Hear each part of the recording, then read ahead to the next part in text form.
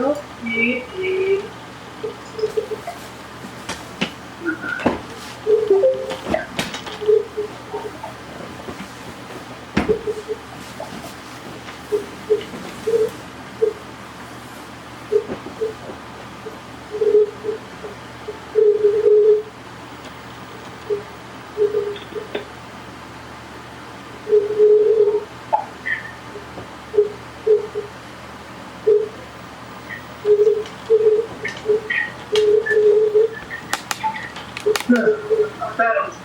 Sounds good.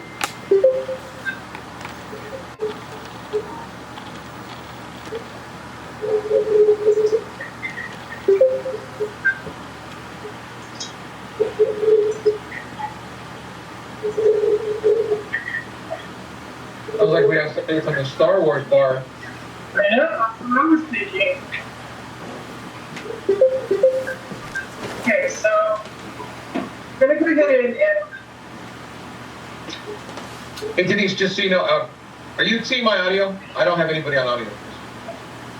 I see. Oh, no, not audio. Sorry, camera. You're not on camera. Okay. Okay, so we have the flag up. You go ahead and start our flag salute. Ready? Begin. I pledge allegiance to the Flag of the United States of America and to the republic which is set one nation under God, indivisible, with liberty and justice for all. Thank you. Good evening, everybody. I'm so glad that we have everybody joining us tonight. I appreciate you all coming. And I'd like to start with our first speaker, which is Louis Denver from the Walnut Gun and Bar Sheriff. Louis, I'm going to leave it up to you. All right, so I'm kind of filling in. Normally my partner Brett Murray would be on here discussing about the statistics and some of the past arrests and things that have been going on within the community, but he was called off at a search warrant today. So they're still recovering numerous items of stolen property. So real quickly, one of the things I wanted to talk about is I've been feeling that I guess there's a need that we need to kind of have a community meeting and to address some of the things that are going on in Rowland Heights. I think there's been some miscommunication on a few things. There's been a lot of talk about some of our incidents being completely race related. There's no evidence to show that. There has been, and I had put out some posts and stuff regarding that earlier, regarding the fact that Rowland Heights has a large Asian community. So statistically, the crimes that are going to be occurring are going to occur to more Asian community members than others. The incident that happened at the Nini's Bakery got a lot of publicity, and there was a lot of concern about this type of incident with somebody being forcibly having their purse forcibly removed from them. The suspects on that were investigated. Our major crime unit found them. They were arrested. So we do have those in custody. Some of the other incidences that have occurred in Rowland Heights, we've had a few other assaults. We had an incident where we had a male that had pulled a gun on another individual. There was a search warrant done on that person. That person was arrested. Numerous replica firearms were taken from that property, so that case is also closed. So it's really difficult. When we have an ongoing investigation, we can only provide a limited amount of information because we don't want to compromise the investigation. And what happens is the public sometimes is like, well, what's happening? What are you guys doing about it? It doesn't seem like you guys are saying or telling us anything.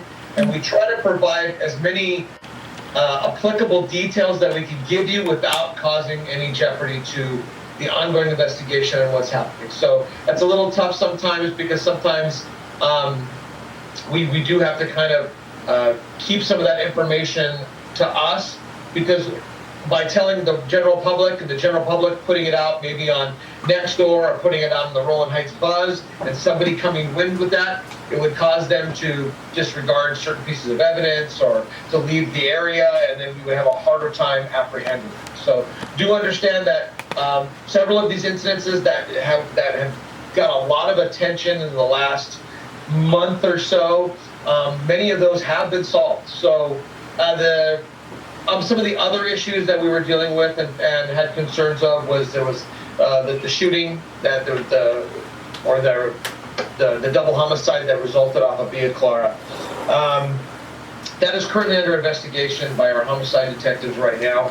I can't really provide you many details on that. There was concern because that was an Airbnb, and one of the things that I've been saying for a long period of time is the problem and the concerns with the Airbnb for us in law enforcement is when you have hotels and motels, they end up becoming the places where a lot of the people go to commit some of their criminal behavior.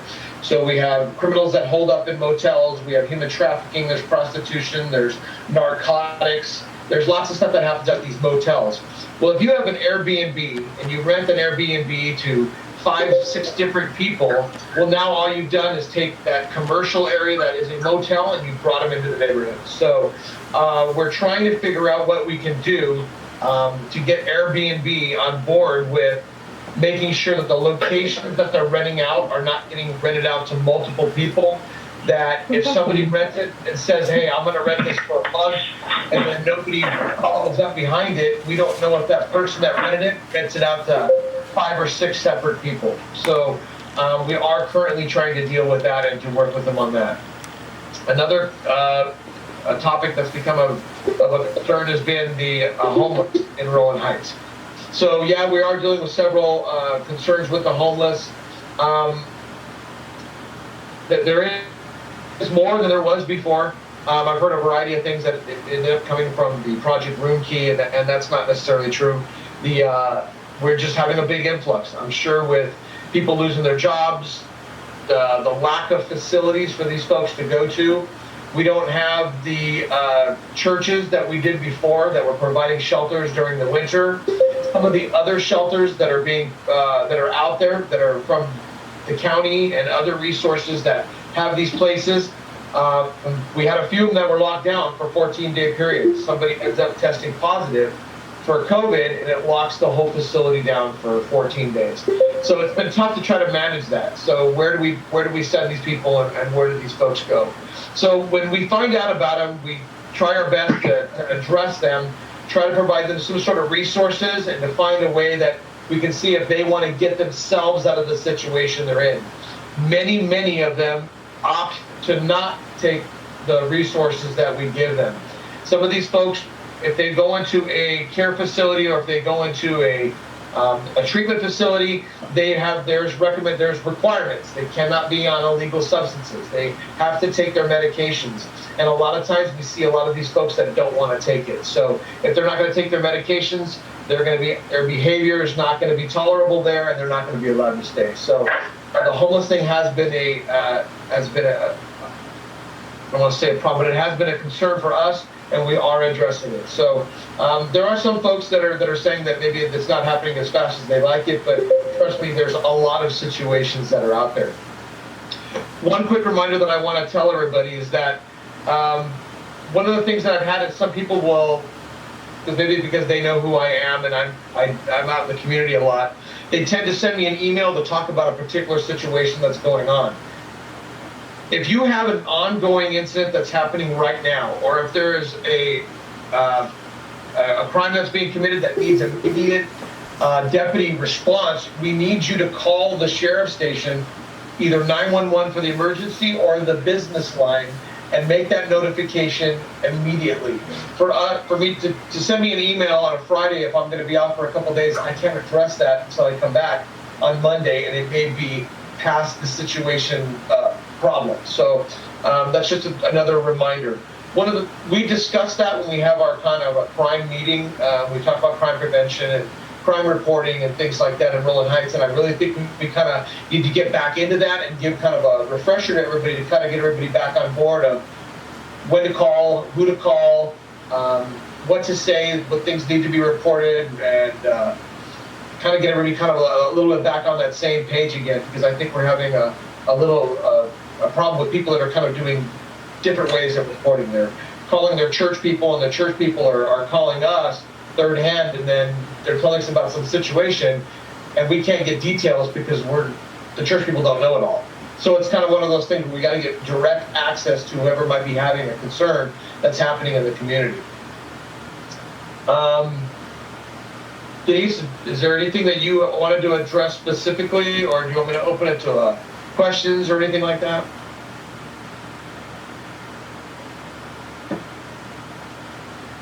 We can open it up to questions. Okay. Is there any questions?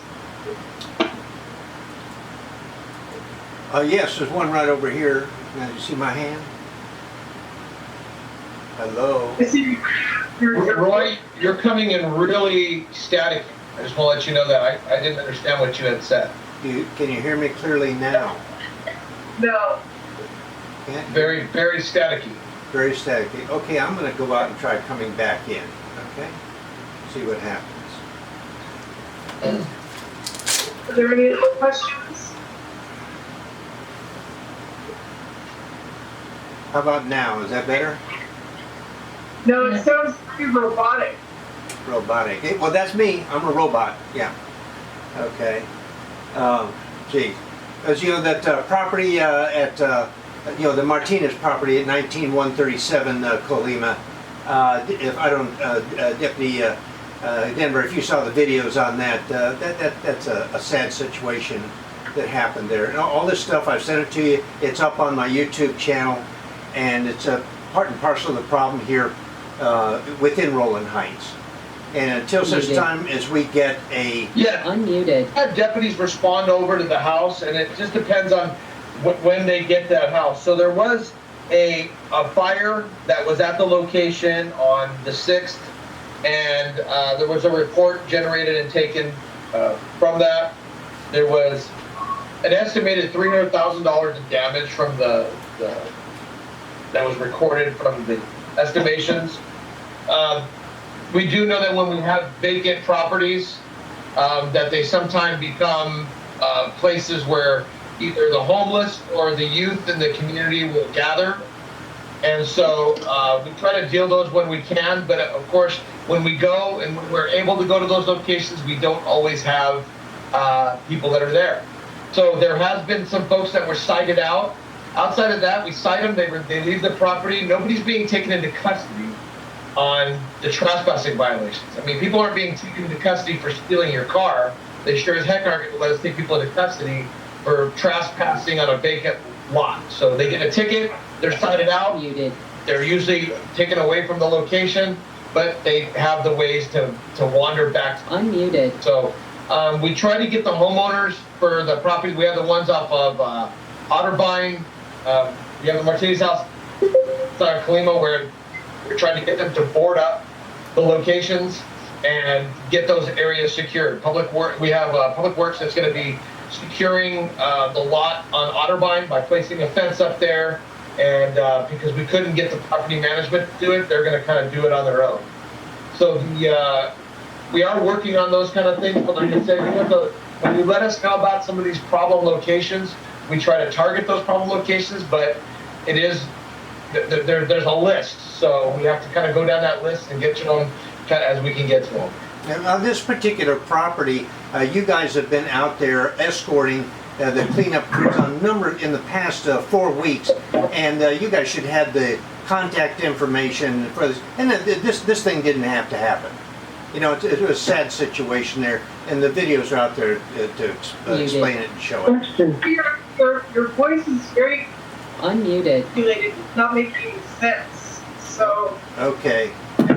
So Roy, from what I caught, I think you were saying that deputies have been out there before, and this isn't a new location. You're right. This isn't our first time out at that location, but it becomes one of those things that once the location gets secured, and then somebody breaks back into it, yeah, you're starting to look at something a little different. But unless we have witnesses or some sort of ability to show that the person is the one that broke into the home, is actually the person that's still there, it's very difficult to try to make any other charge than, because if I go break a window and then you climb through the window and now you're the one that gets caught inside the house, I can't charge you for burglary. I can't charge you for the vandalism. I can't charge you for that. I don't know who did it. There was no witness to do it. So obviously it'd be great if there was some sort of surveillance or something that was set up that could show what might be happening on that exact location, that property. It'd be great if the property owners were a little bit more, help us out a little bit more on that kind of stuff, so where we can have things that were set up that we are remote access or something that we can use to try to Muted. more than just cite them for the mere Unmuted. of trespassing, because those misdemeanor offenses nowadays are not getting, there's no incarceration behind misdemeanors anymore. I mean, other than Muted. Drunk driving arrests were Unmuted. in, or a few other, Muted. very, very few of these crimes that are actually brought in. Unmuted. So it is difficult. Muted. They can, Unmuted. and then they go right back again. And there's no charges anymore to sit there and say you're the habitual offender. Like, this is the 5th time I've seen you inside of a location. So if on your 5th trespassing violation, we can enhance it to a felony. That doesn't exist anymore. So it's been definitely kind of a thorn on our side, because of some of the law changes that have come down, and it's been pretty frustrating on our end.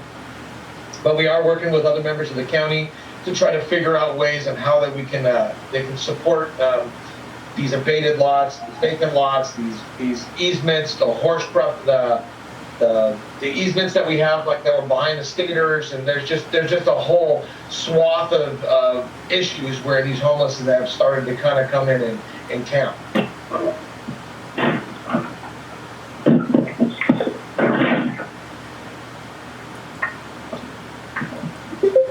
I don't know.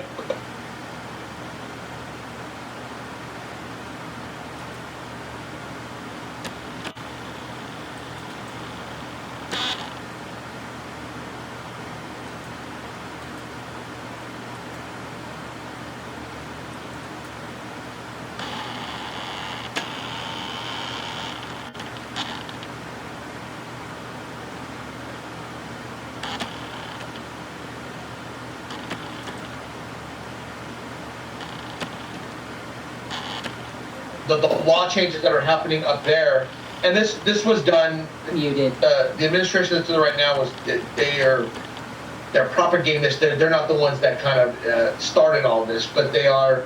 The issue is that it became an issue of money, and then it went from an issue of money to an issue of COVID. And we don't want to incarcerate a lot of people. We don't want to incarcerate them because we don't want them contracting COVID. So I mean, there's been a variety of I would call them more excuses than anything else, but of why they are doing what they are. So yeah, these are the things to be calling and talking to your governmental entities and stuff like that, and finding out why are they supporting this, and why are they, and the community is the one that's being victimized behind it, because they're not the ones that, you have all these things that they're doing to kind of the life of a criminal has gotten easier. Let's put it that way. Yeah, definitely. Well, it feels that way. It shouldn't be that way. Yeah, it feels like they get the advantage right now. And I'm sure a lot of other people are angry. They do, and I really think I wish there was some sort of advocacy that really pushing for the victim, and our potential victims, and so that's where our frustration is. We're still doing what we do on our end. We're still out there contacting people and citing and doing stuff like that, but it's really frustrating to Unmuted. have a stolen vehicle and you give them a ticket. Don't get things up front, and there's this back door, and certain chosen people get to know it. We tend to think the worst, and the construction business, about the history on that. So I encourage you to work with them, and it'll minimize the amount of work that you have to do to effectively communicate. And then Miss Lauren Yokomizo and so on can put, hey man, you got any questions on the ACE? What's going on there? Boom. And so you don't have to get some bad press behind that. So thank you very much. And thank you very much for your feedback. I would definitely take your suggestion, and I understand our team has been very, very active, and definitely there are areas that we can do better. So I will work with Ricky and Maria. We'll try to update this presentation, the information of this presentation, and load it up there. Again, we also need you as our ambassador. The more we reach out to you, have you understand where we are and the challenges we are, and then you can also help us to explain to other neighbors. So again, it goes both ways, and I appreciate your comment. Any other questions? I Can I say something? Can I say something? I want to say something. Sure. Okay. This is David Koo. I'm sorry. What I'm going to say will not be very pleasant, but I hope you guys take that into heart. Okay. This project has been going on since, like you said, 2016, and you anticipate the finishing date will be 2023 or 24. So that's about 8 years. Is that right? 8 years? If my calculation is correct. That's about right. Unfortunately, yes. Okay. Let me tell you my background. I'm also an engineer. I work for the state. I know how government works. Okay. I used to manage. I'm also a contract manager. I used to manage a project in Ventura County, a sewer project. Because Ventura County, part of Ventura County is on septics, and and the state wants them to sewer the whole area, a real area and the Strickland acre area. I don't know if you guys know that. So when I was managing the project, it was multi-million-dollar project. Okay, we had meeting with the contractor on a weekly basis on site to check their progress. Unfortunately, for this project, as far as I can see, there's no accountability. Okay, there's a lot of delay, and I'm not sure who's managing this contract actually. I mean, why it takes 8 years to complete this project? I mean, if you know about engineering, okay, if you know anything about engineering, you're an engineer, right? PE, right? If you know anything about engineering, look at the Hong Kong, Macau, Zhuhai bridge. That bridge is 34 miles long with tunnels under the sea. Okay, it only took them 9 years to complete it. And this race operation, it took 8 years. I mean, if I tell people in China about this project, you know what they'll think? That's my comment. Well, I do appreciate your comment, and I think it is always nice to talk to folks in the same industry to understand that there are certain constraints when we manage public works type of projects. When our interaction with contractors become very non-productive. Once we enter into legal phase, it is not something that we can simply say that we stop the work, then we go to another vendor, another contractor, and try to circumvent the process simply for the sake of completing it. So, Mr. Koo, if I saw your name correctly, I don't disagree with you about your frustration.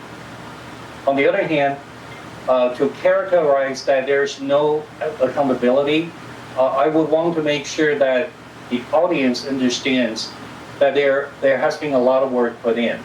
There were a lot of illegal issues involved. The fact that when a contractor decided to stop work, we as the lead agency, we had to go through proper steps to put them on notice, ensuring all of our paperwork are properly documented. The contractor has equal rights to dispute until the resolution was finally reached. So if you ever have remodeled your house, and if you have unpleasant experience with your contractor, and then you try to multiply that by the thousands in terms of scale, I'm not trying to defend what has done in the past. What we're looking at it right now, including one of the questions that was asked here, what was the original time frame to complete? When we had a ribbon cutting ceremony in 2016, the very first original anticipated completion date would have been in April 2020. As soon as the project started, there were changes due to permitting issues that we had to address. At that point, literally when we started the project in July of 2016, the project schedule was already revised to January of 2021. And then we ran into our dispute with contractor in early part of 2020. And right around April, that's where all the disputes really surfaced to full speed. And again, it is a situation that none of us wanted to have seen in our career. As professional engineers, my colleague Andres, we take great pride of managing big projects and making big things happen on behalf of taxpayers. So we do not take pleasure of the delay. We're doing everything that we can to bring this project back on track. So again, constructive input, we're always appreciative, and our job is to make sure that we explain to you how we got here and how we're going to get out of this situation and get the project back on track. I just have a comment, Denise. Since Mr. Shen's been there for 3 months, I'm not too sure if he's aware that originally piggybacking on the back of this project was going to be an LA County project where they're going to widen Fullerton Road. And since that design was put forth to the community, money was withdrawn for the widening of Fullerton Road. So when you mentioned the Nogales project, you're right, that's a very beautiful project where it's wide open, many lanes, and it continues down Nogales. The Fullerton project is going to bottleneck because the county's not going to widen Fullerton Road. They originally were going to, so it'd be like Nogales, but they withdrew the money. So once you get that project all done, Fullerton Road is going to remain a bottleneck that the community's going to have to live with. The other thing is, I spoke to Maria Cano. We had a long conversation. She was very helpful. But one of the things I was trying to explain to her was that there's so many different agencies involved in this project. You have ACE, you have SCOG, you have City of Industry for the part that's been completed. I asked her one question about the off-ramps. They're not being maintained during construction. A lot of litter and a lot of paper and trash. And we had to figure out, is it ACE? Is it COG? Is it Council of Governments? Is the City of Industry? Who's responsible for that off-ramp? And it would really be nice if there was a project coordinator that we as the people in the community could contact, and then that person would then forward it to the appropriate agency, because we don't know who to contact. We don't know who's responsible for the off-ramp, who's responsible for the underpass, who's responsible for Gale Avenue. And there's different agencies involved, yet it needs to be addressed. And if there was one coordinator and one phone number, we could then contact that person, rather than trying to figure out what agency to go to. So my recommendation is try to get a project coordinator, not one that's paid for by ACE or COG or industry, that's coordinating the project. And the other one is, if you can do anything to convince the county to widen Fullerton Road, it would make this project much more successful. Well, let me address your first comment, and I want to make sure that Ricky is between you or Maria. I believe it's is it Maria? Yep. So once again, Yes. please forward all the comments to Maria, and we will find the right agency for those issues. A couple days ago, we had conversation. We received bids in November to try to get the project reached. Muted. We had to disqualify the low bid because of errors in their bid. And then the difference between the low bid and the second low bid was what was too high for our budget. So we would have awarded the low bid if there weren't problems with the bid. What we did since then, though, when we put it out, was we did revamp some items, and we took some items out. Nothing of major circumstance, but we did try to adjust the scope, try to make things a little easier for the contractors when they bid, a little easier for them to do the work. That would make it less expensive. So we believe we put out another bid package that will come in lower than the low bid that we got in November. What did you take out to make it less expensive? We took a lot of ambiguity out of it, really. Instead of leaving it up to the contractor or the bidders to determine how they're going to build a certain component of the project, we gave them specific direction on how to do it, and we think it just makes it easier for them. So we put a little bit more into the design to make it easier for the contractors to bid. But when you said If I can just piggyback on what Andre just has said, I think I want to make sure that the audience doesn't interpret as that we are cutting corners. In bid packages, in construction bid packages, where the agency will suffer the most on the cost overrun is when there are uncertainties. And that is where our consultant are supporting under the supervision of Andres. The third time when we issued that bid package, they really drill down to the extent possible. They remove a lot of uncertainties, ambiguities, where any contractors will put in a lot of contingencies, buffers, just in case there are surprises. I think that is an important element. It's not that we cut corners.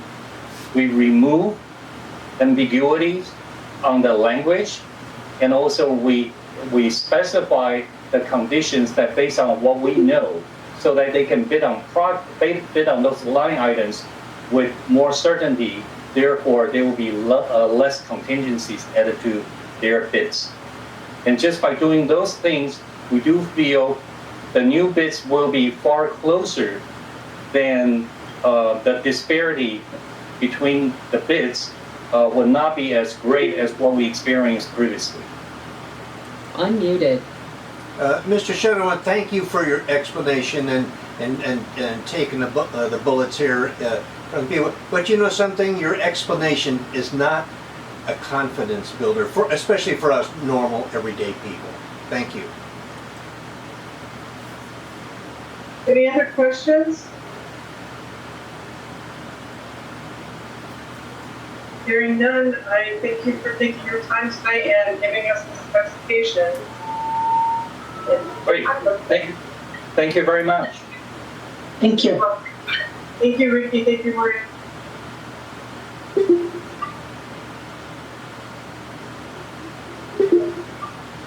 Okay, that concludes our meeting for the evening. Thank you so much. You guys next month on the 12th. Have a nice evening. This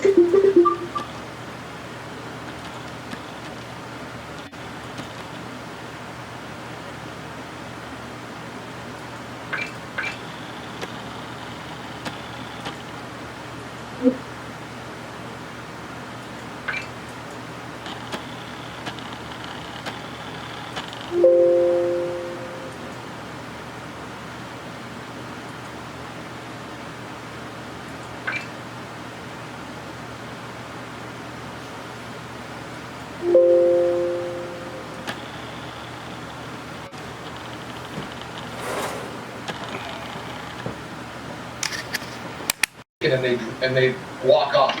it's pretty frustrating for us. So, but we're not disheartened enough that we're not doing it anymore. So I don't want that to ever be the thought process that the sheriffs have just given up, or we're not still fulfilling the duty that you guys, basically contract us to do. We still do that. Just understand, with little to no consequences, there's no real incentive to stop the bad behavior. Absolutely. So, and you can make that. Every psychologist in the world will explain that there really should be some sort of consequence. Yeah. What? I agree completely. So. Can't thank you enough for still doing it, even though you're basically being spit on while you do it. That's a tough job. And yeah, so go ahead. Sorry, somebody else said something too? Yeah, one more item that the city of Whittier has taken, and they're following a court case. I won't go into any detail, but the main thing is they're a city and they have power to take care of business, and this stuff can be dealt with if people want to step up to the plate. And I'm seeing more of it on Nextdoor and the Buzz. So if you want to do something about it, you have a choice of being a victim or not being a victim. Thank you. Muted. Any other questions of Louis? Thank you, Deputy Detmer. Appreciate it. No problem. Absolutely.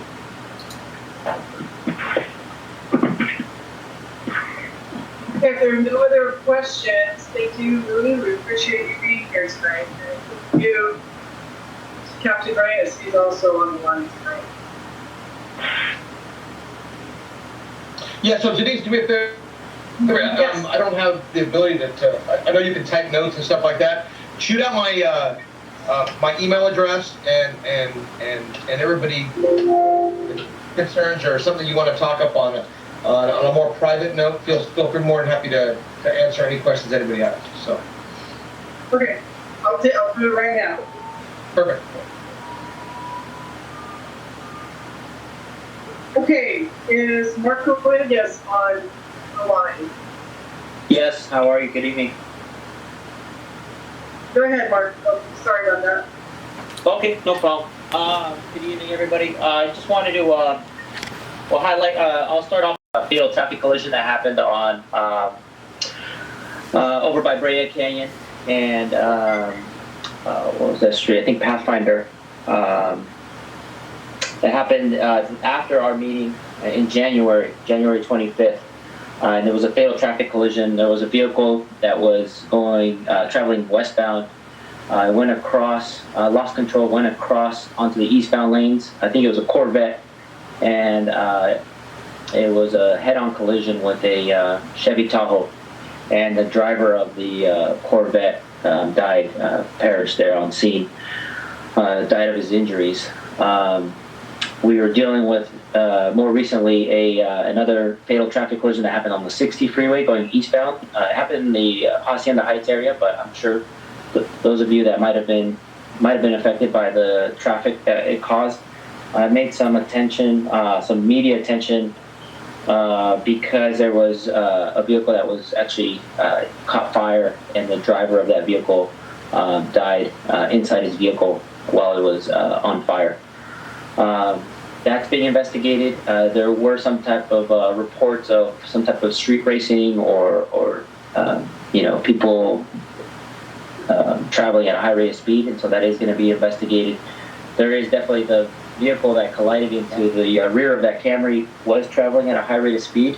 So now it's going to be investigated to see if there was any other vehicle involved, or if there was in fact street racing, or if it was just somebody who was traveling well over the posted speed limit. Last month, February, we investigated 471 traffic collisions in the entire area, and we had it's still significantly lower than last year. We had 662 traffic collisions that we investigated. In the Rowland Heights area, there were approximately 23 traffic collisions. Last year there were 35. So traffic collisions are still somewhat decreased due to COVID, but we are seeing more traffic congestion on the freeway. So it will start having an uptick. We will see an uptick in these traffic collisions. Currently, we're on pace last year, we had well over 150 pursuits in our area. That was the highest we've ever had in our Santa Fe Springs area. This year, we've already surpassed the number that we were, that our highest number as of last year. So as of February, we're already on track we're going to be over 20 or 30% higher than we were last year. So kind of like just touching on what Deputy Denver was saying is that with these pursuits, if nobody's injured and it's just a pursuit and they're just running from us and we pull and they eventually pull over or they get spike stripped or they get some type of pit maneuver, they're released that same night. It wouldn't be unusual for someone to be be stealing vehicles habitually and doing it multiple times in one night, and they're just getting cited and released.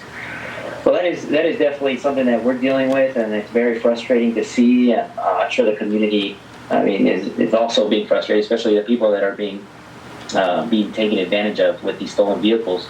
We don't talk about it too much in the media. We don't really talk about it even within our profession. But some of these people that are getting their vehicles stolen are people that it's like the only vehicle they have, and that's a vehicle they use to commute to work. And now they don't have a vehicle because it's involved in a traffic collision and it's totaled. So that is somewhat disheartening. We have this last month in February, we had 2,370 citations that we issued within our office here, and of those we had 524 for speeding. So we do get a lot of calls. I do field a lot of calls. I field a lot of emails, social media posts, and social media messages about people speeding all throughout the freeways and unincorporated areas. So we do have extra enforcement out there for that. We had 62 citations for people going over 100 miles an hour that we issued last month. That's just in the month of February. We had 328 citations issued for people traveling over 65 miles an hour, and then 162 for people traveling at an unsafe speed for the conditions or the roadway. So that just shows you that people are speeding and they're just not really abiding by the speed limit traffic laws that we have out there. We were out in Rowland Heights on Pathfinder conducting speed enforcement. We were also down on the 60 freeway going eastbound and westbound conducting speed enforcement, especially at night. I've been getting emails and calls about people traveling at a high rate of speed, and you can hear the muffler noise and you can hear motorcycles. What they say is racing, but a lot of times it's just one motorcycle just traveling at a high rate of speed. Most of our pursuits, I'd say maybe about 60 or 70% do involve motorcycles, but then there are those that obviously do not. We still have people driving under the influence. I don't know. You don't know what's happening, right? Most of the bars are closed, but they're still finding a way to get drunk and they decide to drive. So that's still lower than it was last year, but we are well over 50 arrests for DUI arrest. I read something. I'm a drug recognition expert, and we do. There is some type of breathalyzer. It's not really a breathalyzer, but the Highway Patrol is conducting testing on some type of it's like a mouth swab for marijuana to see how much marijuana is in someone's system, similar to a PAS device. Those of you that aren't familiar with that, it's that handheld device that we use that will measure the alcohol content in someone's breath, and it's done through a machine that they blow into it looks like a straw. So they are coming up with different ways to measure marijuana intoxication through this device. So that's still ongoing. And obviously, the Highway Patrol is always looking for ways to improve that type of testing. But that may be coming up shortly. Coming up, we do have I'm sure you guys have seen the murder trial case for Chauvin, for George Floyd's murder that happened out there in Minneapolis.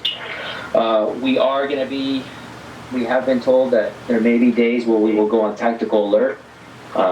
Might just be specific to a division, so it might just be LA County or major metro areas like the Bay Area or San Diego. But if our upper management believes that it's necessary, we may go on a full tactical alert, and that obviously will depend on what's happening over there on that case. So if anybody has any questions, I'll open it up for any questions. Do you have any questions? I could actually touch a little bit on it, Marcus. So my wife and I go to bed pretty much every night, and it is an evening occurrence, but I would say easily every single night on Fullerton Road in Pathfinder, there is definitely speeders. It's nonstop, and it's every night. Midnight, normally around 11:30 to about 2 a.m., somewhere in there. Okay, and that's you said Fullerton and Pathfinder, starting in that area. They're just going eastbound, or is it on Fullerton or is it on Pathfinder? It's been both. I mean, it's crazy. And what is it? Is it just the noise that you're hearing?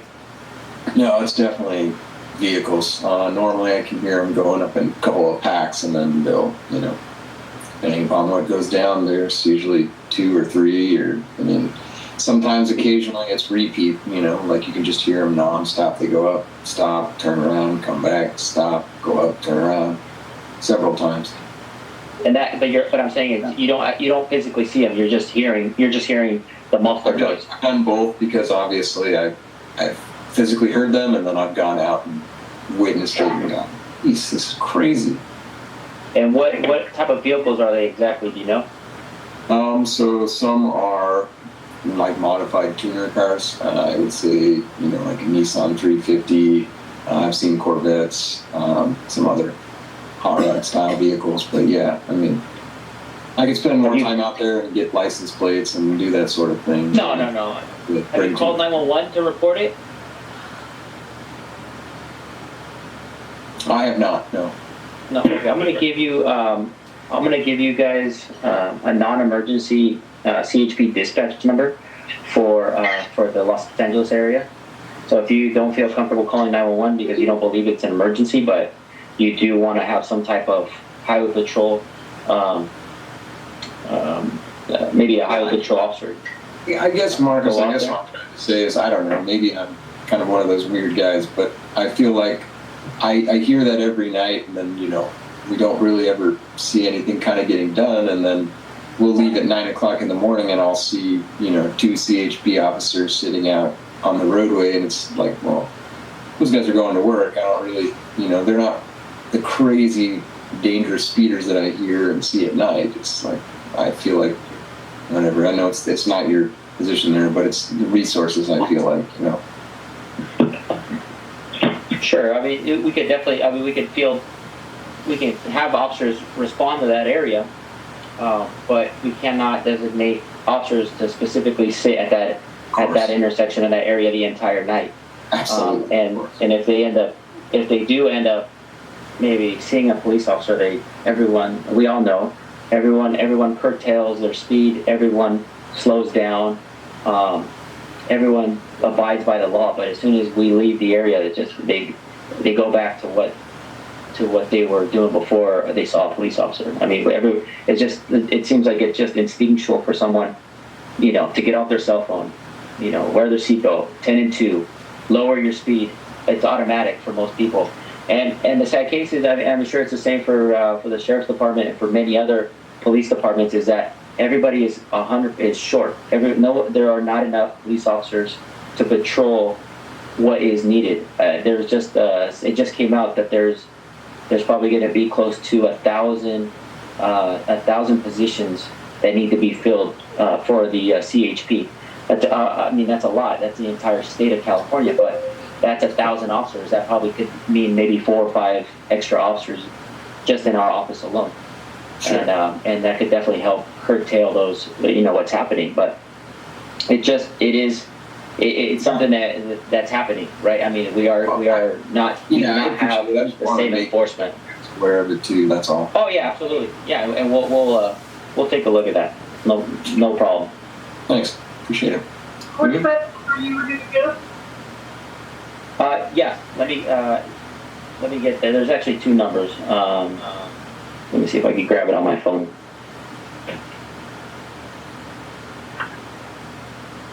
Okay, so the first one is 323-259-3200. And then the more generic one, if you're out of the area, that's specific to LA County. If you're just anywhere in the state of California, you just call 1-800-835-5247.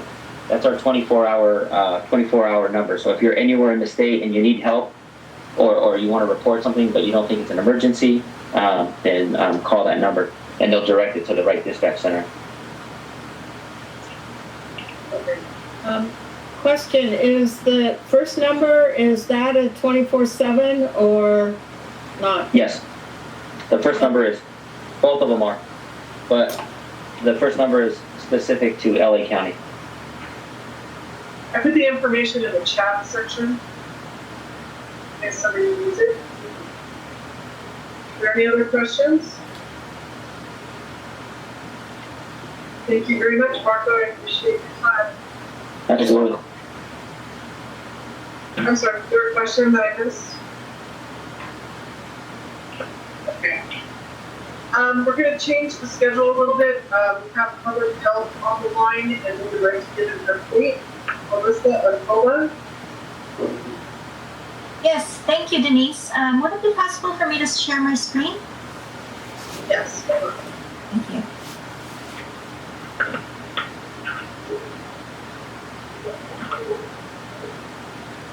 We should be able to do it now. Okay, great.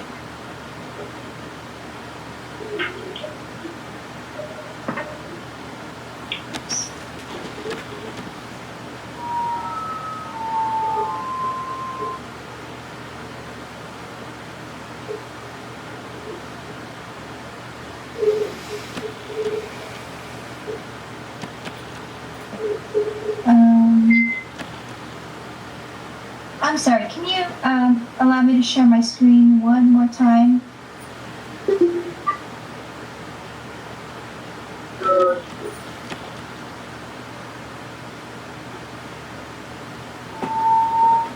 It's showing that you are.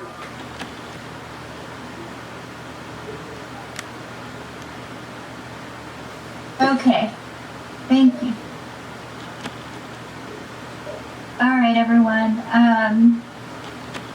Just want to thank you for having me present today. My name is Melissa Koba, and I'm a health program analyst with the Department of Public Health Service Planning Area 3. My colleague Jocelyn Estiandan is also on the line, and she will also be here to answer any questions that you may have after this quick update. So before I jump in, I just want to mention that this presentation will also include some information on the vaccine. And since there has been no change to data on skilled nursing facilities, we won't touch on that during this time. But if there are any changes, I will be sure to address them at the next meeting. Okay. So this data is current as of March. As of March 6th. And the total number of cases that we've had is 3,539. This is an increase from 3,400 on February 6th. Our case rate is 6,936 per 100,000 residents, and this is an increase from 6,664 on February 6th. The number of deaths is currently 67, and this is up from 42 as of February 6th. And the death rate is 131 per 100,000 residents, up from 82 on February 6th of this year.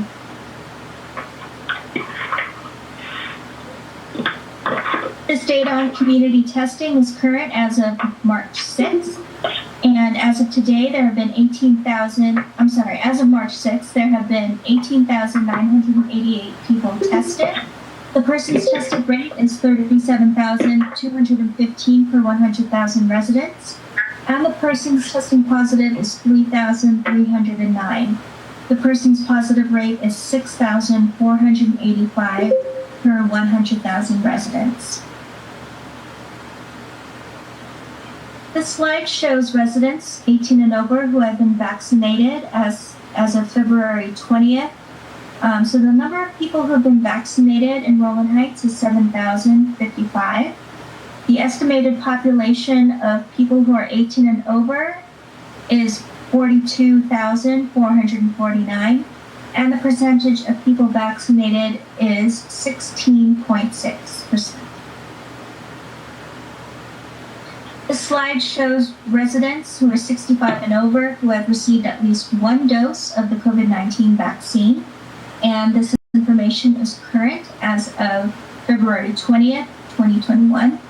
The number of people who have been vaccinated in this age group is 4,401, and the estimated population of people who are 65 and over in Rowland Heights is 9,648. And the percentage of people who are vaccinated is 45.6. This slide shows cases in non-residential settings meeting the criteria of 3 or more laboratory-confirmed COVID-19 cases. This includes workplaces, food and retail stores, and this information is current as of March 6th. As you can see here, some of them include Bentley Mills, Cacique, Consolidated Precision Products, FedEx Ground, Fleetwood Fiber Packaging and Graphics, Novolec Zenith Bag, and Tempur Sealy Mattress Company. The slide shows residential congregate and acute care settings where there's been at least one laboratory confirmed resident or 2 or more laboratory confirmed staff in long-term care facilities that are not skilled nursing facilities, or 3 or more laboratory confirmed staff in shared housing. And this information is current as of March 6th. So you'll see the number of confirmed staff, number of confirmed residents, and the total number of deaths in these facilities.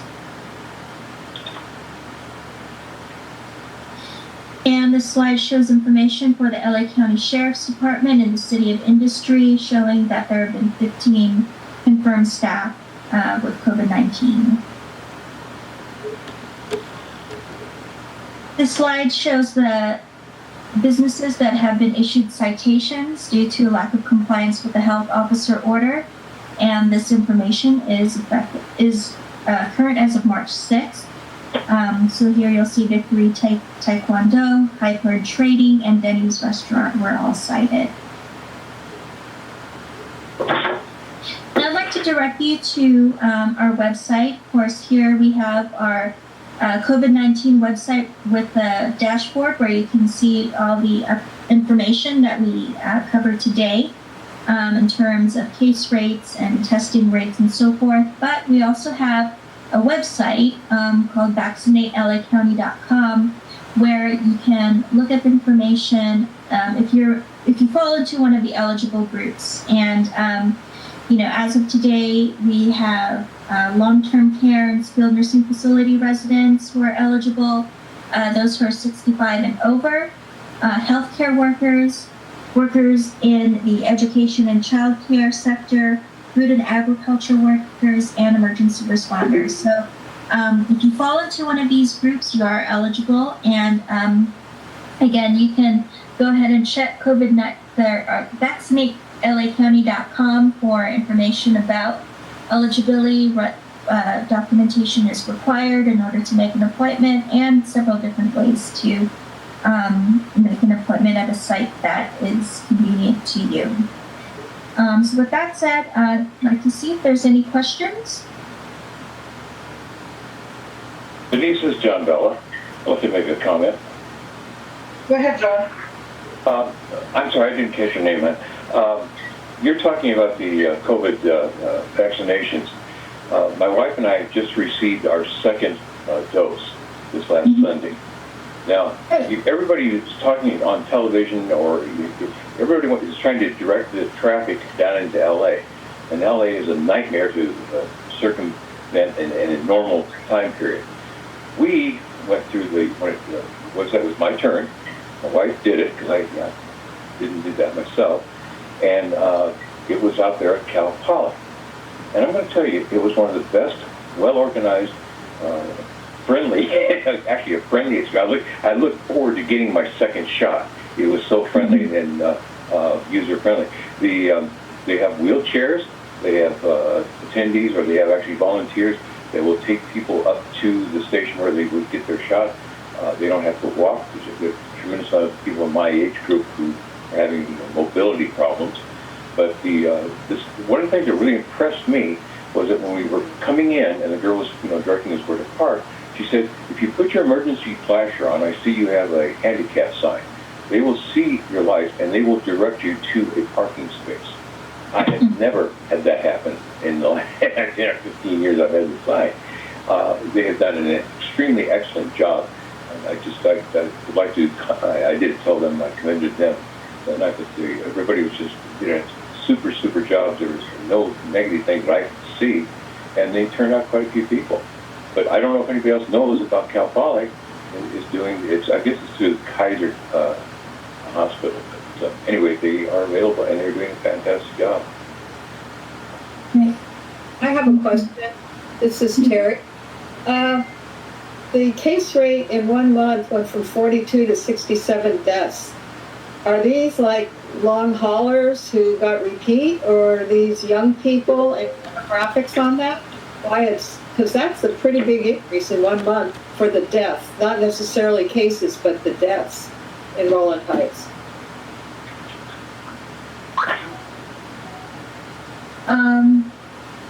I'm sorry, would you please repeat your question? The death rate, 42 to 67 in 1 month, seems pretty high. Any idea what's accounting for that? Are they long haulers? Are they, any breakdown? But to me, that's quite a bit in 1 month. Jocelyn, would you happen to have an explanation for this? Aside from the recent surge? Sure, and I think we are still seeing the effects of the surge that we experienced in the winter months. In other parts, in general, all of the death rate is actually going down, but it may take a little bit of time to see that in all communities. But I'm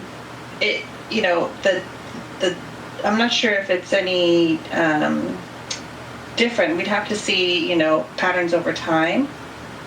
We report from the last meeting date, and so we could take a look at the trend to see how different it is. But we have seen an increase in deaths over the past several months because of the surge, but we're hoping to see that number go down. Second question, any information on the Walnut Sheriff? Because this month and last month you mentioned industry sheriff stations. Are there none reported in the Walnut station? No, that does not show up on our dashboard. So if it's not there, then that means that there have been no cases. Melissa, question. The vaccinations that you said that Rowland Heights is receiving is like 4,000, which screen it was 7,000.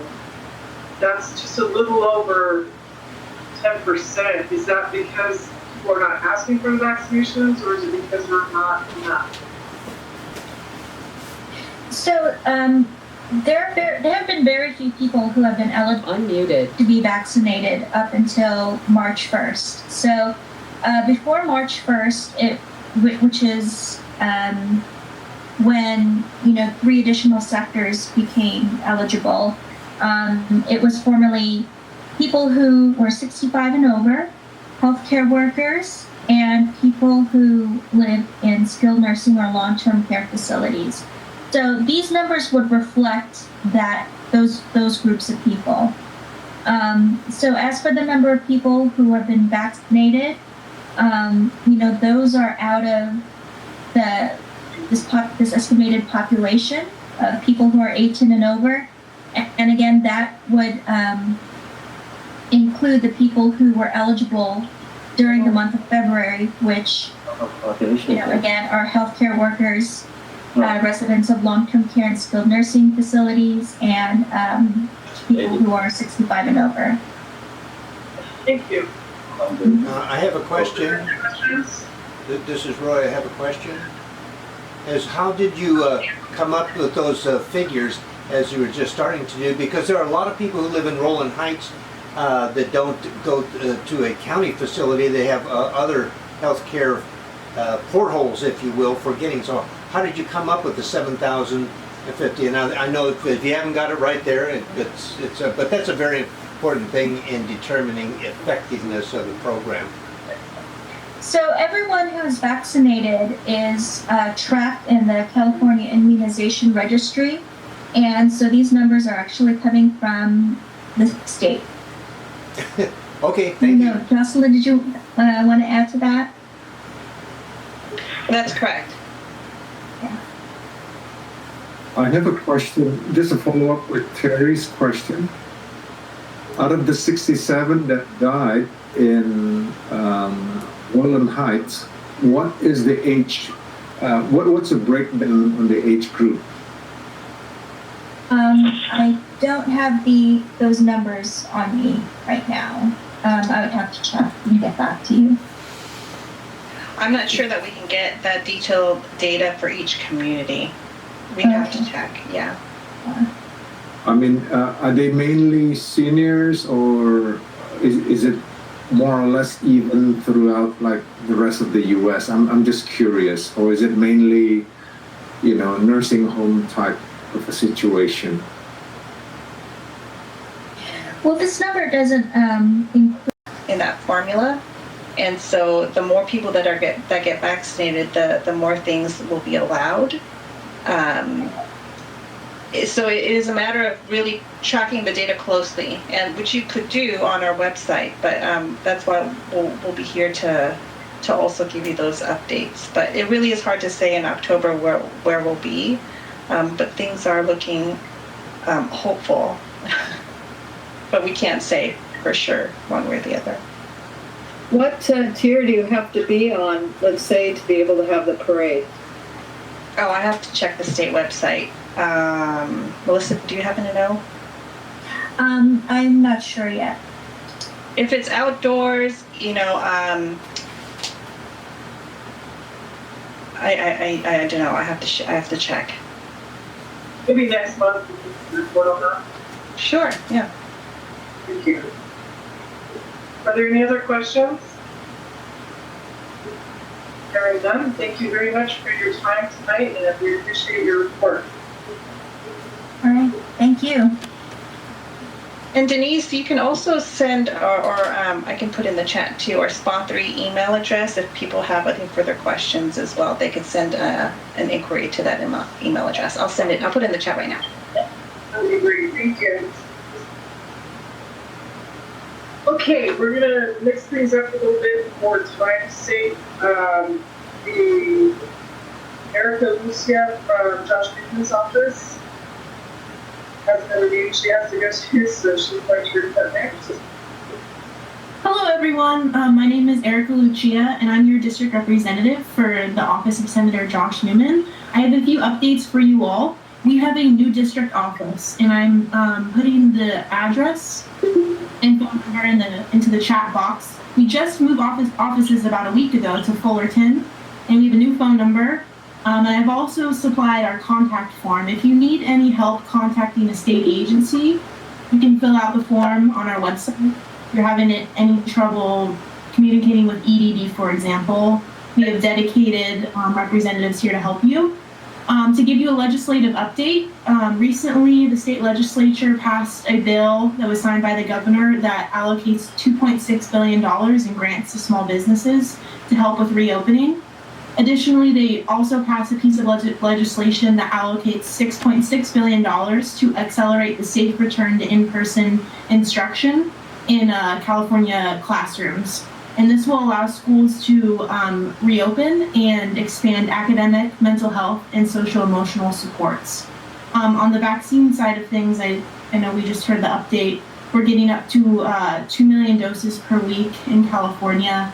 And then for a more local update from the Senator's office, we're still under strict orders to not do many in-person events, but we are working on planning a blood drive at the end of this month. And once that's cleared through, I will be sending the information to Denise so she can disperse it, but we'll be looking for community support on that end for the Senator to be out there. He'll be donating, and we'll be asking the community to donate as well. And we'll be working with the American Red Cross for that. And that concludes my report. Erica, do you know where the Red Cross will be the blood drive? Yes, the blood drive will be in Yorba Linda. Yes, and I can send you the full details once we are cleared through from the Senate to host the event. But I can send you all of those details, and we'll have a flyer and a sign-up link for everyone. Great. Thank you very much. Any questions? Yeah, I do have a question for Erica. Yes. Erica, would you be the right person if I want to know if there's any state program for aid or grant specifically for the state of California? You would be the right person to call and talk to, correct? Yes. I'll put my personal contact information in the chat as well. There's my email. And then you can also use the phone number that I listed to contact us. Thank you very much. Of course. Erica, are you going to be getting a satellite office, like, to cover closer to us in Rowland? Right now, we are actually still working remotely. Now this office is open, we'll be having one staff member at a time in there. The Senate has said that we're not cleared to go back fully reopened yet, but we're all working at full capacity remotely for the time being. And any other satellite offices, those aren't going to be looked at right now until we're back reopened, at least in the full capacity to our one district office. Any other questions? Thank you, Erica. I appreciate your time tonight. Of course. Thank you. Okay, next up we have Congresswoman Youngkin's office. Is everybody on the line? Office. Oh, yeah. Hi, good evening, council members. This is Abigail from Congresswoman Young Kim's office. Just wanted to give a few quick and brief updates on what the Congresswoman has been doing and what we've been doing as well. So recently, the Congresswoman introduced 2 bipartisan bills to help improve the SBA's 504 loan program to make it so that it's easier for more of our small businesses to participate in. She introduced the 504 Modernization Small Manufacturing Enhancement Act, which would streamline the loan process and help small manufacturers access more capital. And she also introduced the 504 Credit Risk Management Improvement Act, which would improve the overall oversight of the program and again make it more accessible for our small businesses and provide them the relief that they need, especially now. We're also looking at nominations for our Women's Spotlight in celebration of Women's History Month. So if anyone knows of any notable women who have contributed to the community and to Rowland Heights, who they would like recognized, we would love to hear from you. And you can always send the nominations my way to my email address, abigail.factman@mail.house.gov, and I'll go ahead and include that in the chats.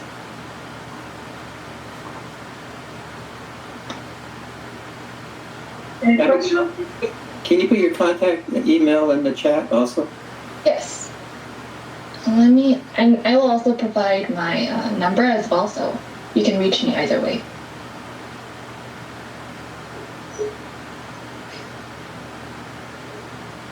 Thank you. Any questions?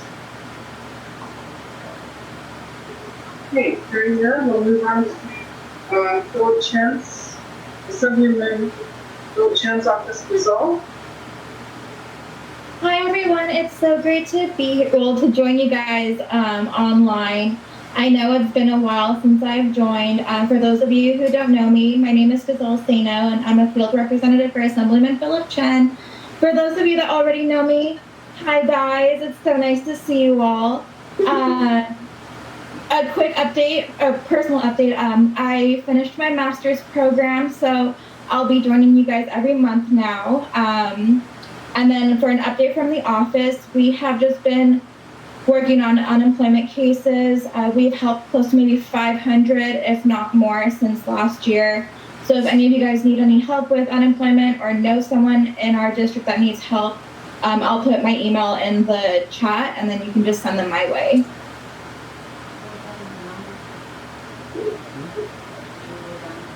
Any questions, Giselle?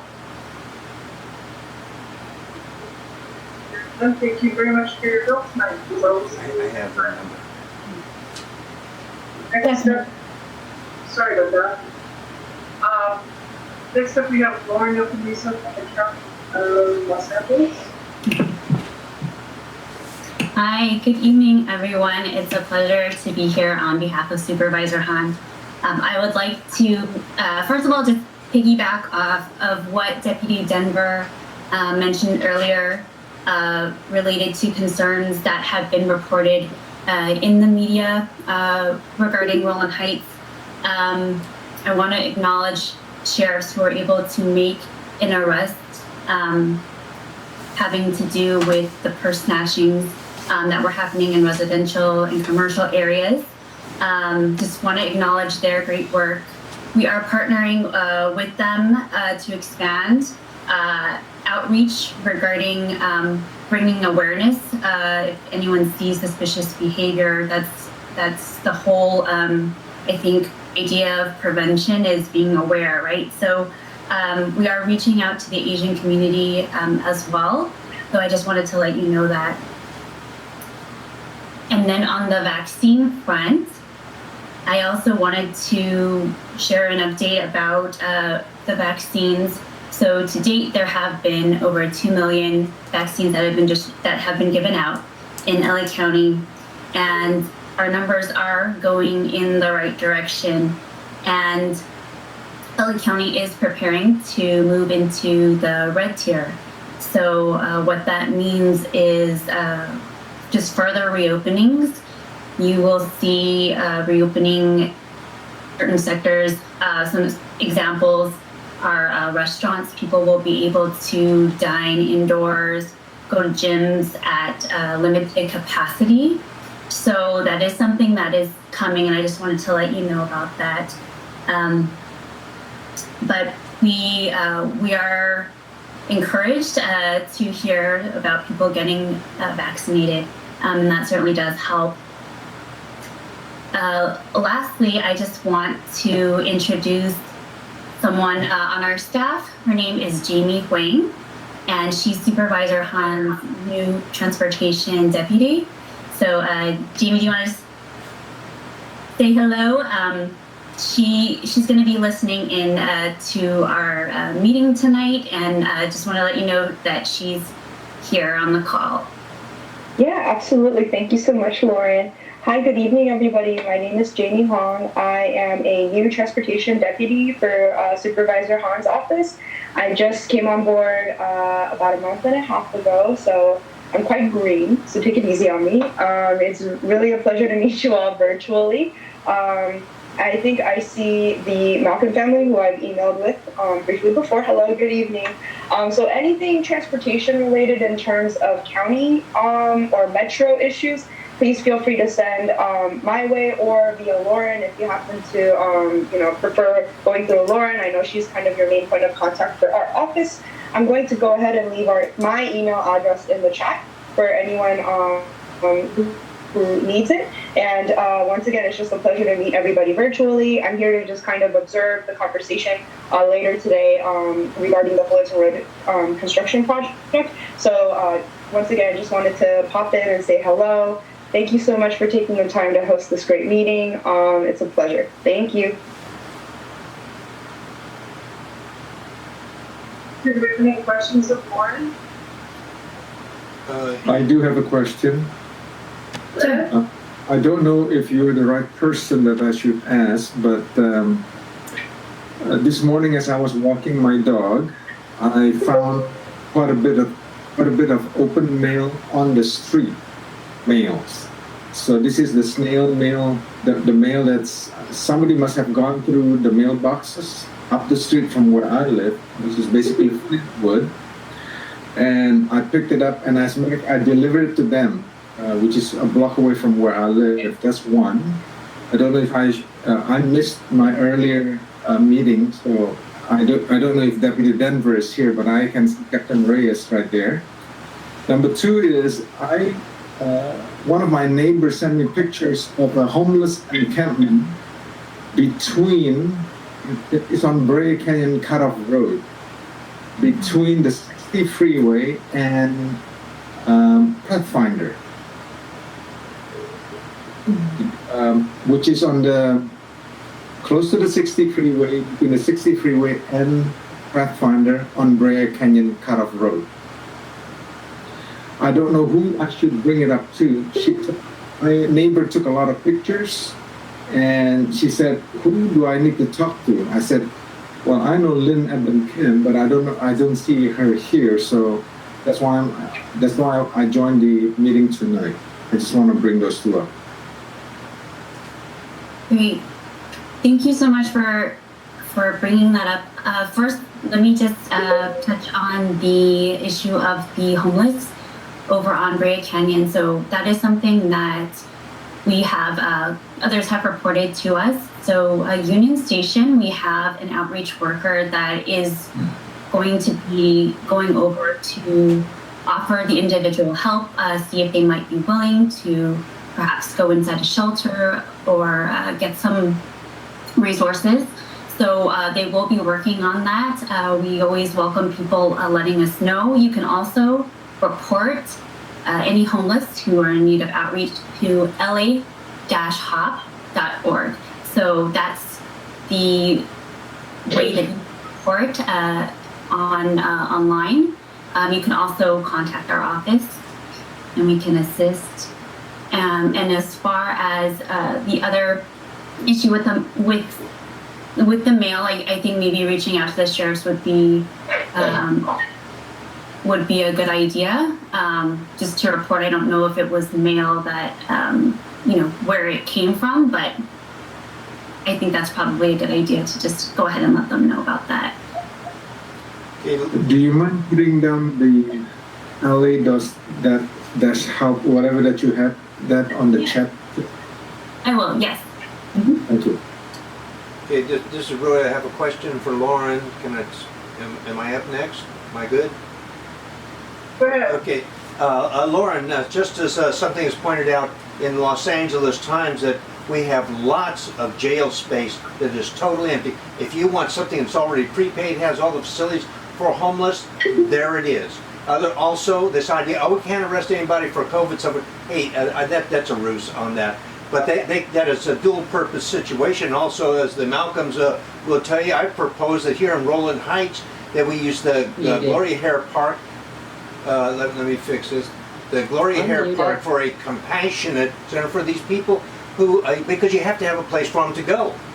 And as long as you do, according to that Boise Ninth Circuit Court thing, boom, they cannot sleep on anybody's property for that. Another issue here in Rowland Heights is that Otterbein property. I reached out to James Yang and said, James, what's the game plan? And we have to wait for the sheriff to come up and tell us what's going on there. And that, then beating on that was just a tragedy, the way that thing developed there. So they're all cause. And the other thing is that the county should have on the supervisor's website a page for recalling Gascon. Okay? But, it's just like a nightmare on that particular issue. So those are 3 items. There are others on the situation, but if you just take care of those, that would be a great thing. And besides that, the situation about the Martinez burnout house, that thing really smells, and I mean more than one way. Just look at my videos on the situation. That it's you know. So yeah, that thing, we need better response, more responsible response. You like that one? That's a good one. Thank you. Sure. No, we're definitely aware of the property on Otterbein, and I know Deputy Denver gave an update on that. I don't know if there's anything further that we can add, but it's something that we, multiple agencies, we are looking at ways that we can try and make the area secure, and it's something that we're monitoring that. If you could just put something on your website there and say, hey, this is what's going on. Boom. Thank you. Any other questions, Lauren? Hearing none, thank you very much, Lauren, for your participation. Thank you. Next up, we have Rowland Unified School District, David Malkin. David, stay on the agenda. As most of you are aware, that we had 2 vacancies on our school board, one in trustee area 1 and one in trustee area 5. And on February 25th, we appointed 2 provisional board members. We're going to be having Donna Friedman come back to the board in trustee area 5. And in trustee area 1, Agnes Gonzalez will be coming on to meet, to join us on the board. Agnes is a long-term employee of Rowland Unified School District and recently retired. So we're looking forward to our first meeting, which will be this Thursday at 6 p.m., where those 2 new board members will be joining us. Their term will only be until December 2020, at which time their trustee areas will be up for election. Enrollment is now open for next year, for the 2021-2022 school year. All families interested in learning more about traditional kindergarten and the district's dual language immersion programs offered in Mandarin and Spanish are invited to informational meeting that we're going to have on March 17th at 8:30 a.m. at 6 p.m. It'll be a Zoom meeting. That's March 17th, 8:30 a.m. at 6 p.m. And if you go to rowlandschools.org, we have all the information on there on how to join that Zoom meeting. And then we're going to have our annual Kinderfest on March 20th, which is a Saturday. I don't know if any of you attended that in the past. Normally it's in person, but this year it'll be on Zoom. The district will host Kinderfest on Saturday, March 20th from 10 to 11 a.m. This virtual interactive event is designed for 3 to 5-year-olds and their parents. Children will experience many of the fun learning activities that is part of the Rowland Unified TK and kindergarten experience. Students will be engaged in a puppet show, engaging story time reading out loud, and arts and craft activities that are all for all who register in advance. The first 150 to register will get a special Kinderfest elephant lunch bag. No political intentions there. For those, like I noticed Alan had his little one there with him, that'd be probably something that he might even enjoy, because it does cover TK also. And then finally, last week, we had our annual Heart and Soul event. This was our 11th year that we've done this. When I say it was the Kiwanis Club of Hacienda Heights, but this year it was truly a community event. We had support from the Rowland Heights Women's Club.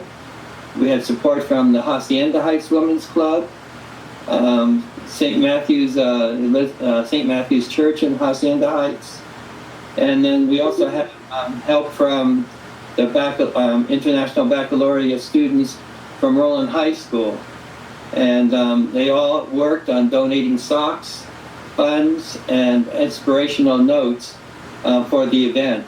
And we ended up serving 111 children who are what we call McKinney-Vento children, the homeless children in the Rowland Unified School District. So each child received a goodie bag with socks, inspirational note, shoes, and other school supplies. So I want to thank those organizations for stepping up to the plate and helping out. It's the first time that we reached out to these organizations, and it was great. So we're looking forward to hopefully working with them again next year. And that's all I have. And don't forget to tune in this Thursday at 6 o'clock for our board meeting. Any questions? Does anybody have any questions? Okay, thank you, David. We appreciate your input. Next up would be Judith Haggerty from Mount SAC. Good evening. Can you hear me? Okay. Mount SAC is working with several high schools who plan to participate in dual enrollment online courses this summer. And Rowland High School is one of them. We currently offer the program at Nogales, Rowland, and Santana High School. For spring, we are offering music at Nogales and astronomy at Rowland. The dual enrollment program allows high school students to take college level courses at their high school campus for free. And also they will receive college credit and also have access to Mount SAC resources and services. So we are very happy. Rowland High School gonna be working with us for summer online courses. Mount SAC is continuing to work on becoming a destination site to provide destinations for Mount SAC employees and our partners in K-12 districts. So I will keep you posted on that, and that's my report. Thank you. Does anybody have any questions of Judith? Hearing none, thank you very much for your participation tonight. Next up, we have the San Gabriel Valley Council of Governments. They're here They will be presenting on the update road project. Here is Mr. Chen. Great. Could I do a quick sound check? Or do you hear me well? Sounds great. Awesome. Hi, good evening. My name is Chen. I am from the San Gabriel Valley Council of Government, which is a joint power authority that represents 31 cities within the San Gabriel Valley. I'm here to provide you with a project status update on the Fullerton Road grade separation project. Before I start, I'd like to acknowledge my colleagues who also are part of the discussion today. So I have Paul Hubler. He is the Director of Government and Community Relations. And then we have Andre Ramirez. He is the Senior Project Manager on this project. I have Ricky Choi. He's our Outreach Manager. I also have Maria Cano, who helps us on the outreach for our agency. I hope I didn't miss anybody else. Again, thank you all, my colleagues, to be here. We will be glad to provide any additional information after my presentation.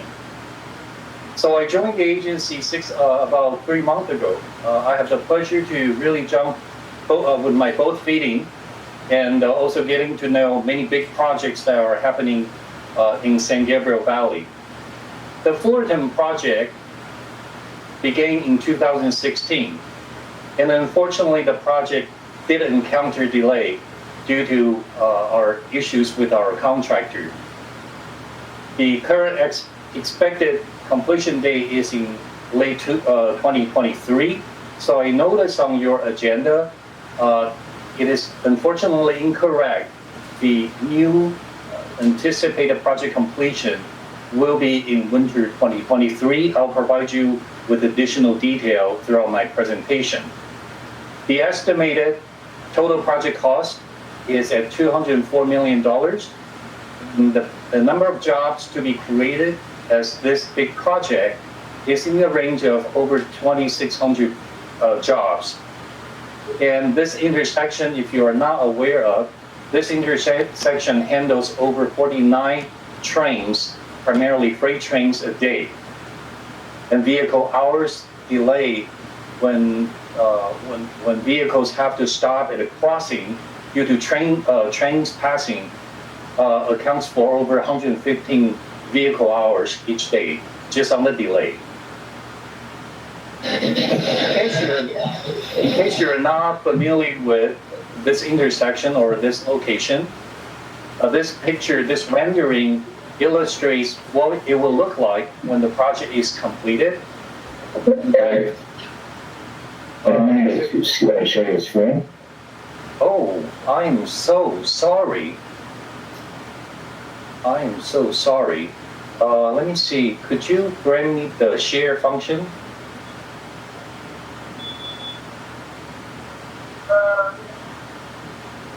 I truly apologize. I didn't realize I wasn't sharing my screen, and I'm not able to have that function. Yes, you are. Hold on one second. All right.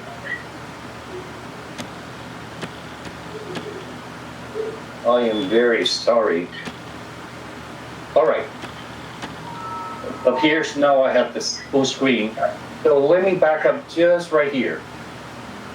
As a quick summary, the project began in 2016, and the expected new project completion now is by the end of 2023.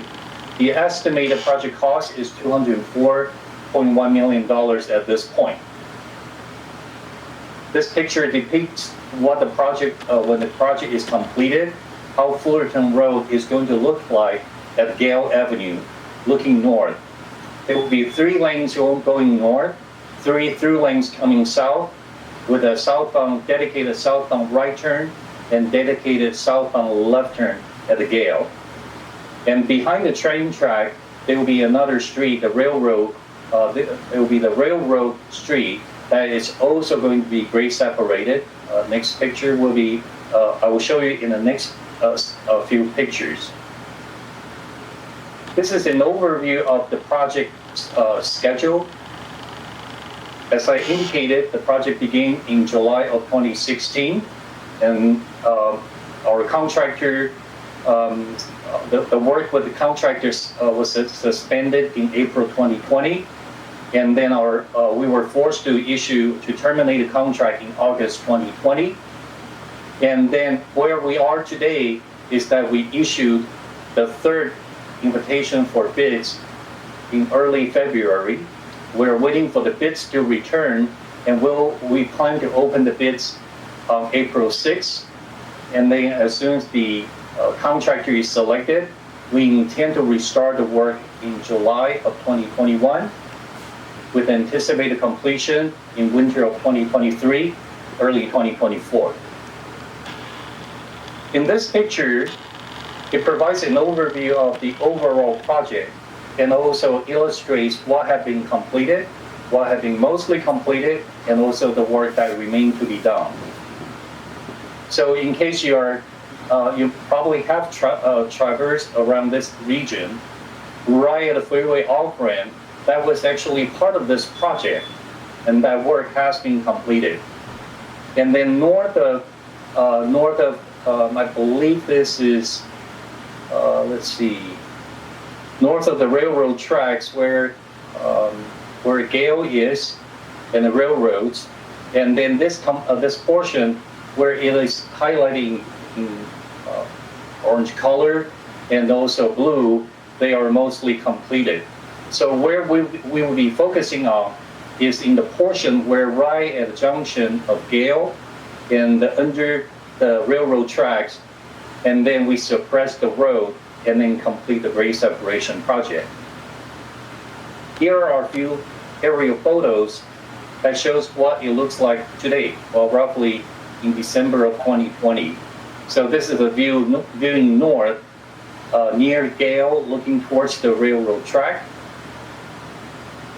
Next picture is also from the same view, a little closer to Gale, and then looking at the track, and that's where the tracks are. And then this is Railroad Street, just north of the track. This is a view viewing east, where Jack in the Box is to the left, and construction, currently there's no construction activity. This is the view viewing from San Jose Avenue, Rowland Street and San Jose Avenue looking south, where you are able to see a good portion of road work has been completed, but additional road work will be necessary once the work resumes. Again, this is a shot area photo looking much closer to the railroad track. This is the railroad track looking south of on Fullerton Road. During the construction, right from the beginning, we understand how important is it to minimize our impact on our local businesses. Therefore, we have been running very active business support programs. Here are a few bullet points. Business near job site, they are briefed on the procurement schedule, and our outreach team continue to reach out to affected businesses and making sure that they are informed. And our temporary contractors are maintaining directional traffic signage, and we also utilize social media in social media promotional support, so that a greater audience could receive the information and avoid this construction area. We work closely with the City of Industry to retime traffic signal at Gale and at Fullerton, and we understand that during rush hour, it is very difficult to get through. It is one lane in each direction on Gale, and there are very little right-of-way for us to work with due to the construction activity.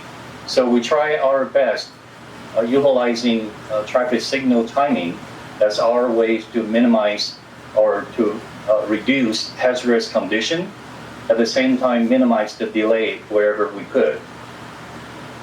Our outreach team also respond to inquiries from general public or local business, and our goal is to respond and provide updates as responsive as we can as the construction entity for this project. So here are some illustrations of what we have been doing. We use direct mail publication. You may have received it in your mailbox. So next time if you see them in your mailbox, I encourage you to open them up. Maybe you'll be surprised to get some coupons that you never thought that existed, and then help the local businesses if you could, if it's safe. We also advertise. We also rely on advertisement on printed newspapers if we could. And we also work, our outreach staff also work as liaison to property owners and businesses, and work collaboratively with the City of Industry and promote the City of Industry's COVID-19 assistance programs to local businesses. And here are a few examples. The Outreach Business Assistance Grant Program would offer up to $5,000 grant to assist costs associated with outdoor business operations, and to help businesses on their temporary outdoor dining expansion or temporary banner display for outdoor advertisement. And again, here is one of the flyers that we have created and continue to help and promote City of Industry's program. And here are a few pictures showing what our local businesses, restaurants are trying to do. Wherever it's safe, they create outdoor dining, and we certainly hope that with the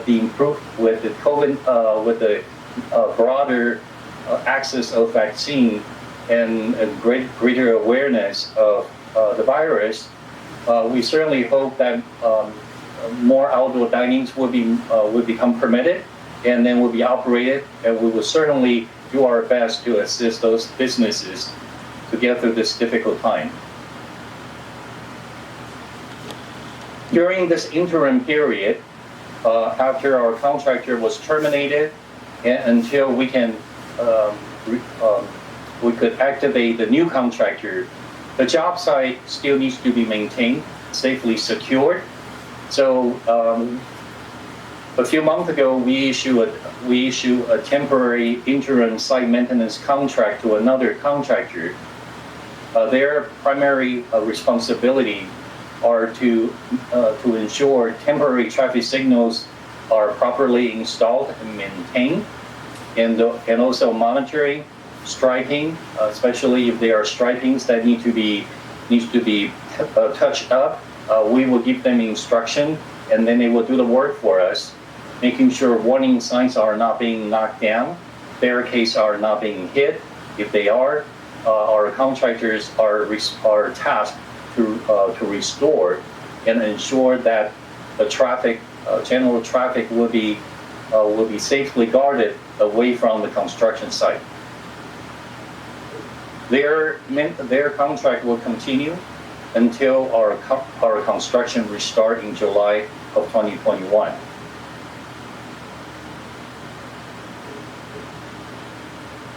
In terms of the current project timeline, as I mentioned briefly earlier, we issue an invitation for bid for the new general contractor back in February, early February.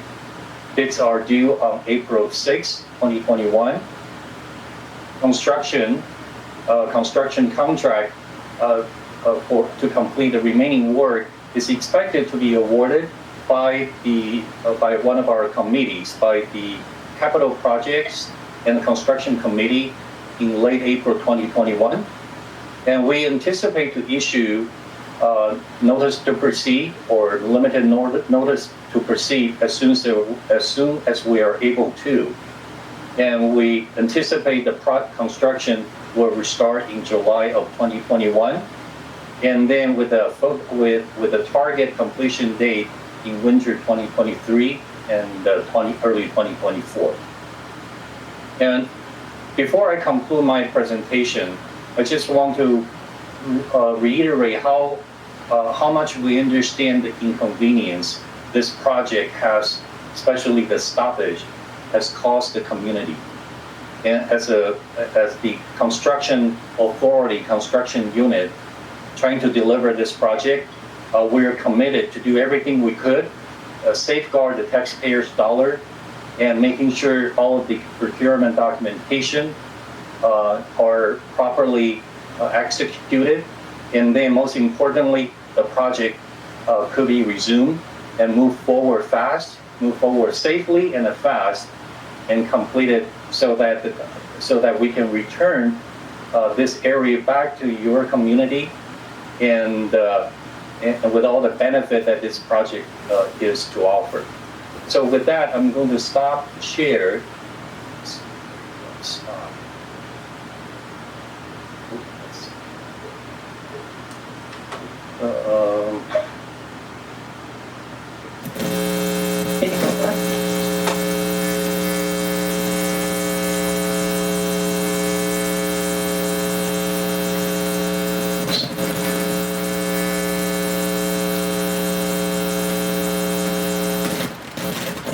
I seem to go backward.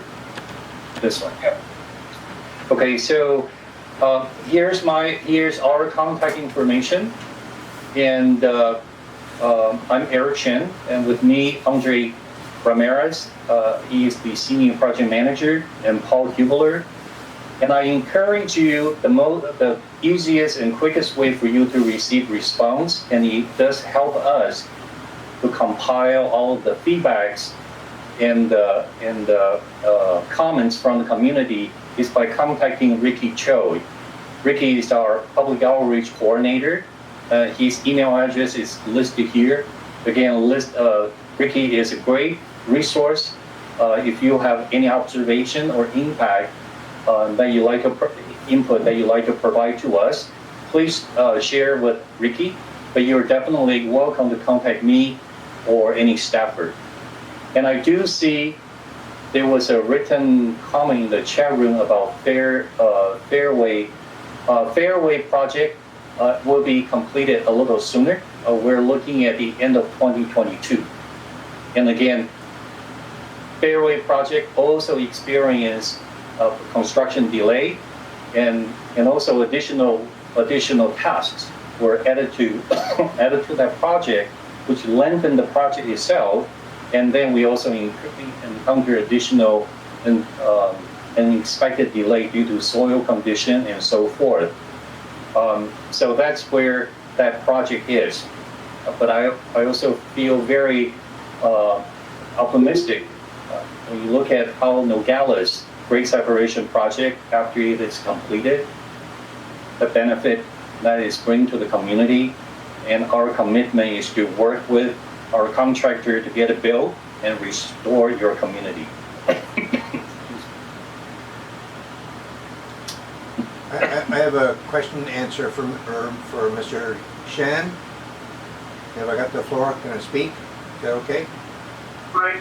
Okay, Mr. Shen, I've had a couple of nice conversations with Miss Maria Cano of ACE, at Alameda Corridor East, and they have a beautiful website, very well constructed. So, and all of these issues that you've confronted here, and all of the, I'll say, bad press that came out earlier when we found out through the back door, if you will, that there was a problem, that it's all they had to do is, you guys had to do is put that on their website there. It is, again, great. So everybody can go there, boom, got all the stuff that you put here.